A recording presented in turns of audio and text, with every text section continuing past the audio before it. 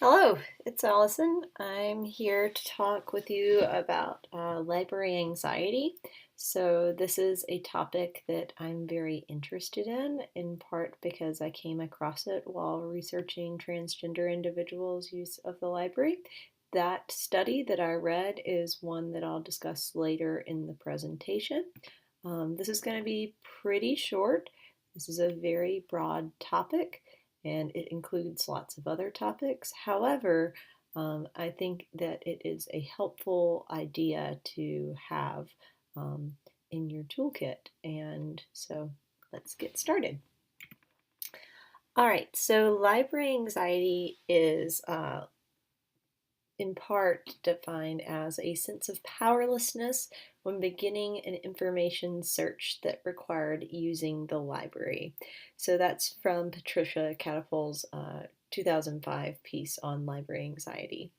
So library anxiety affects people in the library as well as people outside of the library. So non-users are important to consider here. And while it may potentially affect all people, library anxiety, particularly when linked with stereotype threat, can impact underrepresented groups at a higher rate. So, what are some of the characteristics of library anxiety? Well, I'm here to tell you. So, first, a little bit of background. So, library anxiety was first coined and explored by Constance Mellon in 1986 during a study involving undergraduates, librarians, and English faculty members at a college. Students in the library were lost and were afraid to ask for help. They experienced, quote, a sense of powerlessness when beginning an information search that required using the library, end quote. Similar studies by Liu in 1993 and a pair of researchers in 1998 showed the same anxiety expressed among different populations, including immigrants and minorities in public libraries and graduate students in academic libraries. So, information anxiety is a related concept that describes the gap between what one understands and what one thinks one should understand, and the inability to get from one piece of information, like lack of information, to knowledge.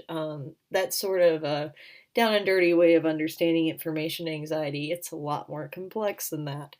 So that concept, information anxiety, was first developed by Werman in 1989, so just a few years after Mellon's.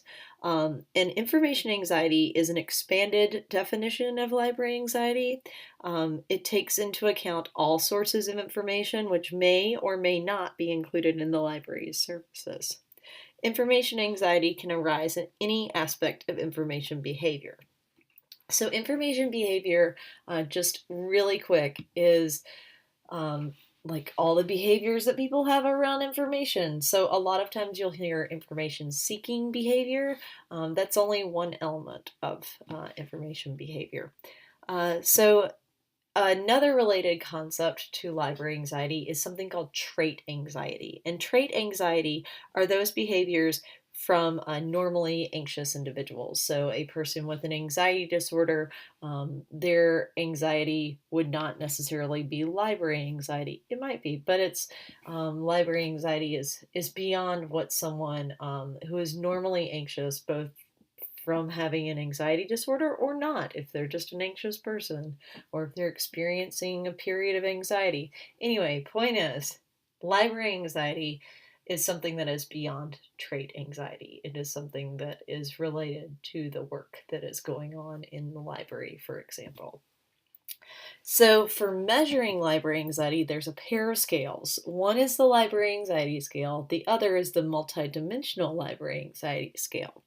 Um, so before we move into talking about those two scales, just the point to take away here is that while the theory of library anxiety originated in academic libraries, it applies to other kinds of environments, including workplaces and other kinds of libraries beyond academic libraries. So hopefully that's a bit of background.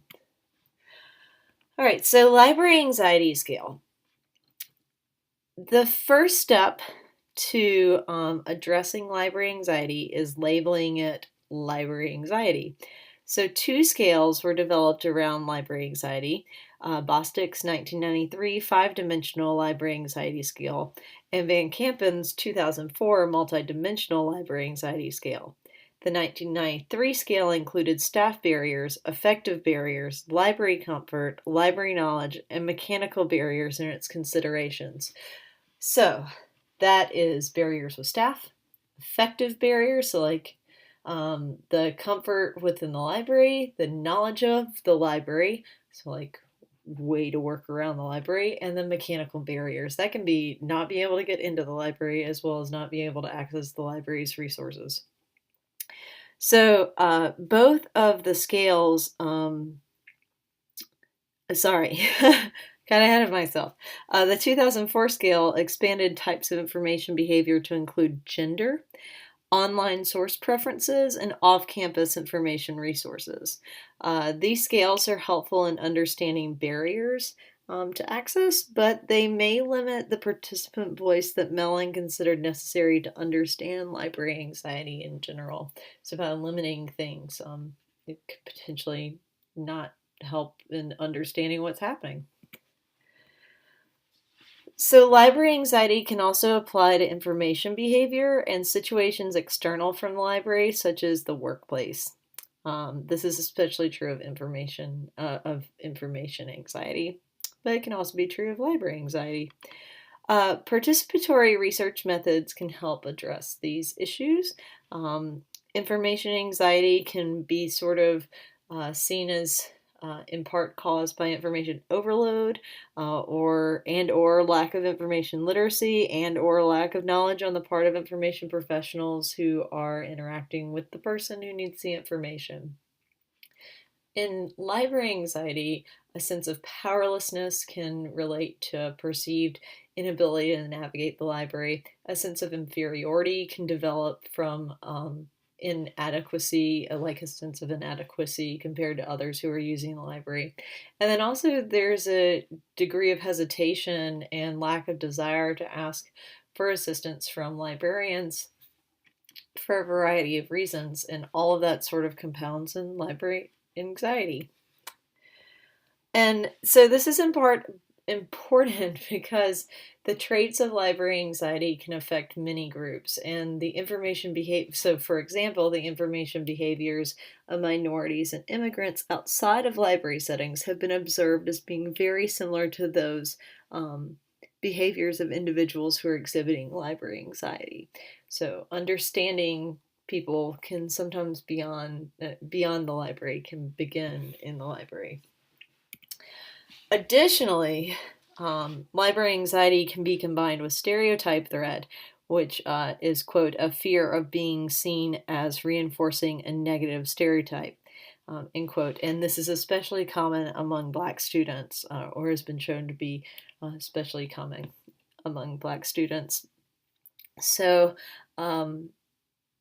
understanding library anxiety as a multidimensional issue that can be connected to other barriers to full use of the library can also lead to the ideas from library anxiety being applied to information behavior in situations that do not take place in the library.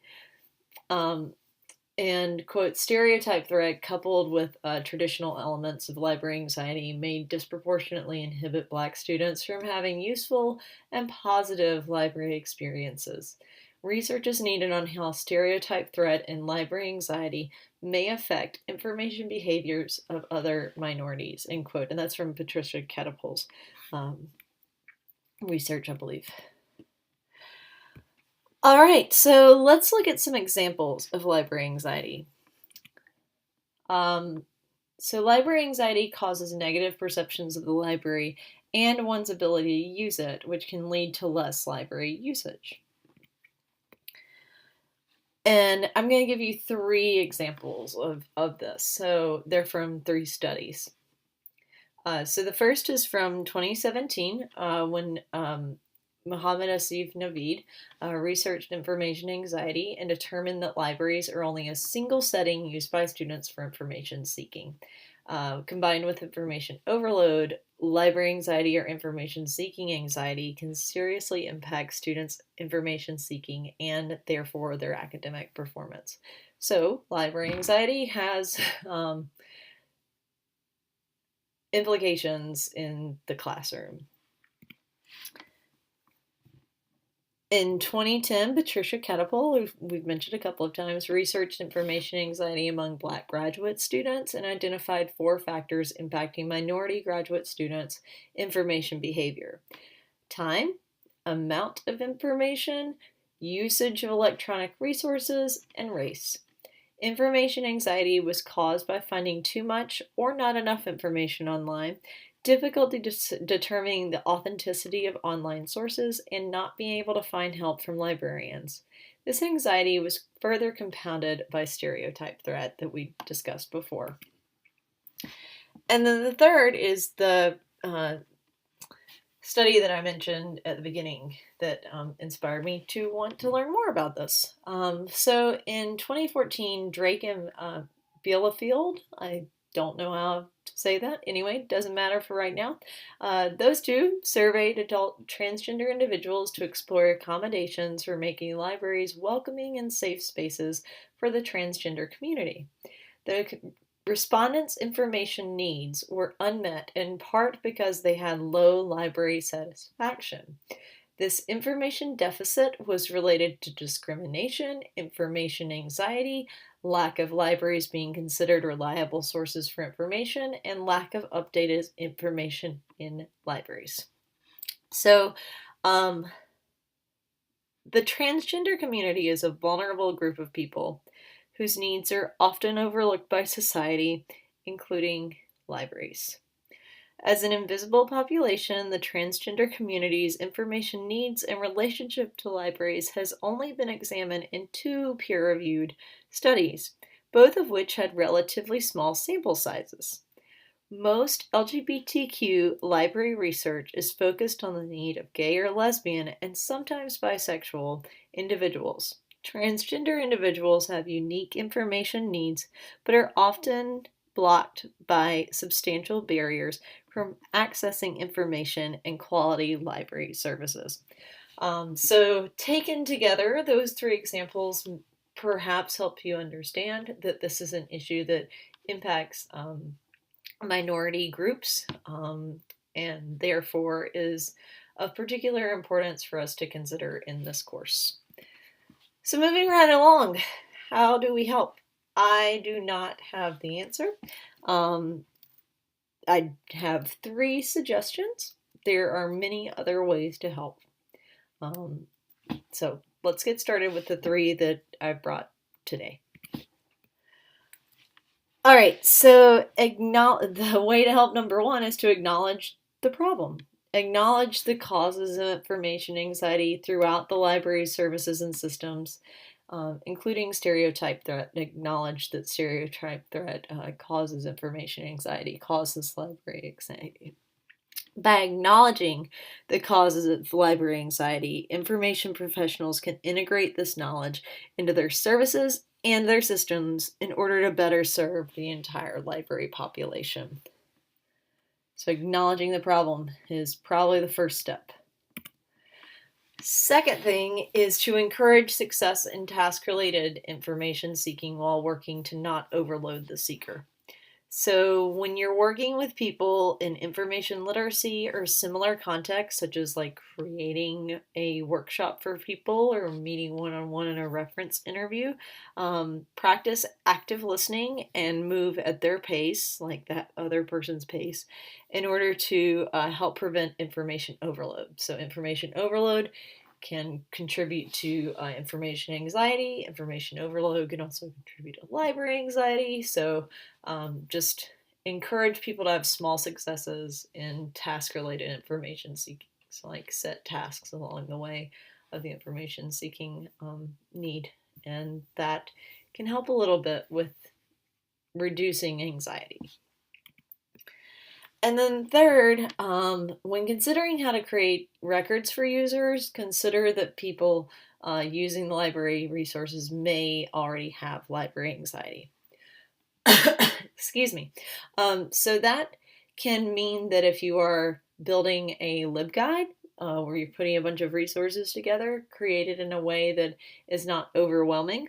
Or it can be if you're creating library like catalog records, if you're hand cataloging a record, then making it understandable to a person instead of everything being presented, perhaps present only part of the record. That can be a discovery tool issue too. Whatever you do, just recognize that too much information can cause information overload, which contributes to its own anxieties. Also, this is one space that arguably can be a helpful place for informed creation of library resources. So, for example, you could use language that is understandable to the population that will be accessing resources, or just making sure that you have resources in the first place that meet the population to help them feel welcome in the library, to help them have less library anxiety. So that was really brief, but hopefully a little interesting. If you have any questions about what I have presented, then please feel free to email me. And I appreciate you listening this far. These are some of the resources that I used, but there were others that were presented, and also there are others that are available. So just reach out if you would like to know more about them. Thanks again.